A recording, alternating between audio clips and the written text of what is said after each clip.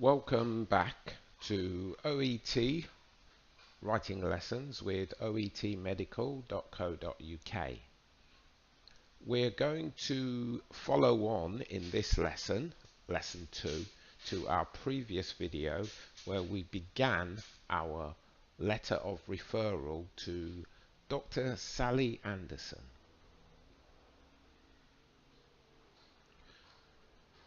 So in this lesson we're going to review our letter based on the notes we reviewed in the last lesson. We're going to look at the patient's notes in a bit more detail. So here is our patient history from the previous video. The person is Christian Ola, date of birth, height, weight, allergies nil. Bit of social history, who she lives with, pastimes, and a mention of habits. Doesn't drink or smoke. Bit of family history. Again, you will be looking at things like this. Is it relevant? Is it not relevant? Medical history. Is it relevant? Is it not relevant? Medications. Should be relevant because present medications, not past medications. Present symptoms should be relevant. Anything that's present should be relevant. For example, present history would be relevant. Past medical history, for example, depending on what it is, or what it was, and whether it's directly related to what the patient has now, you will have to decide. So we've got our diagnosis, which we looked at, transient ischemic attack, BP, and our task. So you can stop the video again to look at this. The information we took from the notes are as follows. We followed our 9 steps. Dr. Sally Anderson, it's a referral letter. Things that we need to include, things that we don't need to include, current condition, urgency, or what was the other one? Relative, anything related to her condition. Present symptoms, medical history, and medication. Okay. So we did this in the last letter, but this time I've actually moved it to the left. So this is how your letter will actually look. So I've included a first paragraph. This is just to get you going. There are other ways that you can begin your letter. This is quite a standard way to begin. Go straight to the point. Give the reader the information they're looking for while you're writing the letter. That's the most important thing. So I am writing in reference to the name of the patient, who has been diagnosed with, and then the issue. Your further assessment and diagnosis would be appreciated. So we mean further diagnosis. So further assessment and further diagnosis, because we've already given what we would say is a preliminary diagnosis. So you want them to diagnose again just to confirm that our diagnosis is correct. Because remember, you are sending this to a specialist, so their diagnosis may be more relevant than yours, but it's just to confirm that what you think is wrong with the patient, they can verify. So here's our introductory paragraph. I'm keeping account of the words here because it's very important. When you're first beginning to practice writing letters, what you should do is be aware of your word count.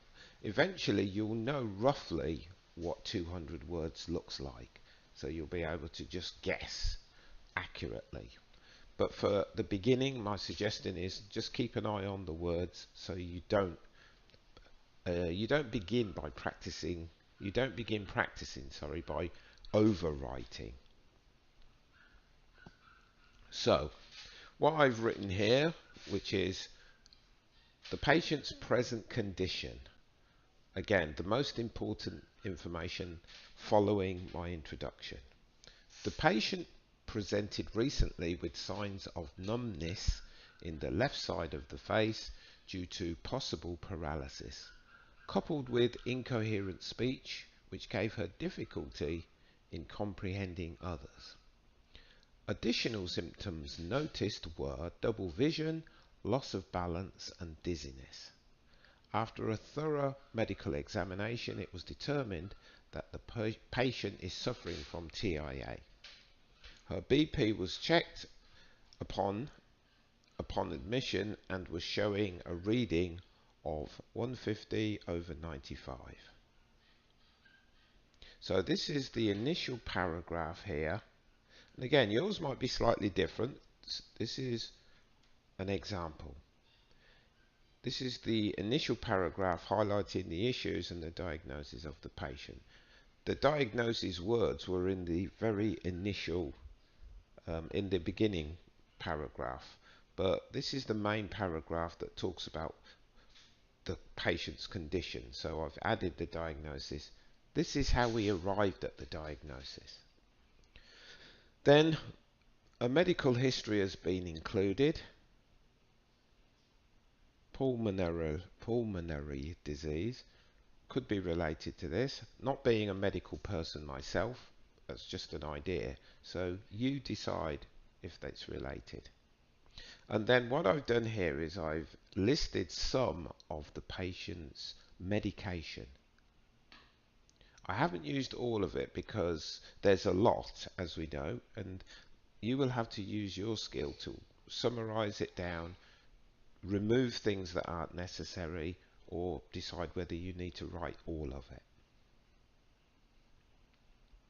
And then finally, I'd like to refer the patient into your care for further assessment and treatment.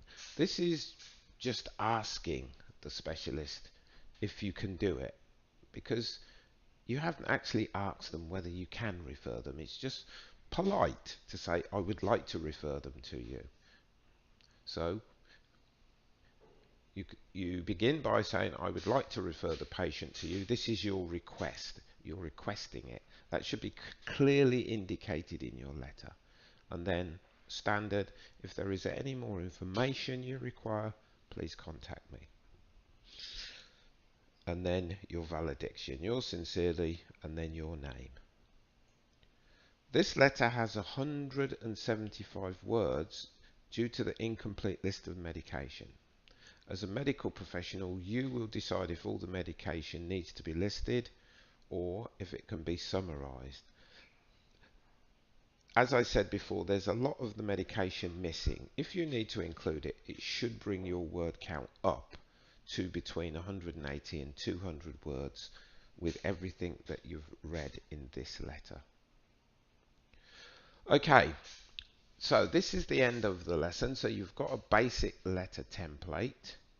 And in the next lesson, what we're going to do is look at some of the grammatical expressions and how we use different structures and tenses effectively.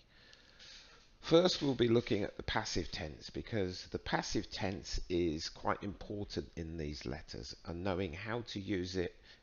The passive tense also has many forms of the passive tense, so I'm going to run through a few of those so you get an idea of how they're structured and how to use them.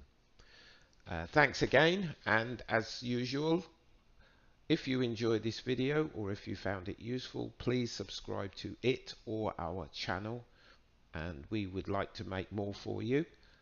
And also visit our website at www.oetmedical.co.uk to book classes with us. There is also lots of information on the website which you might also find useful. Thank you, and see you in the next lesson.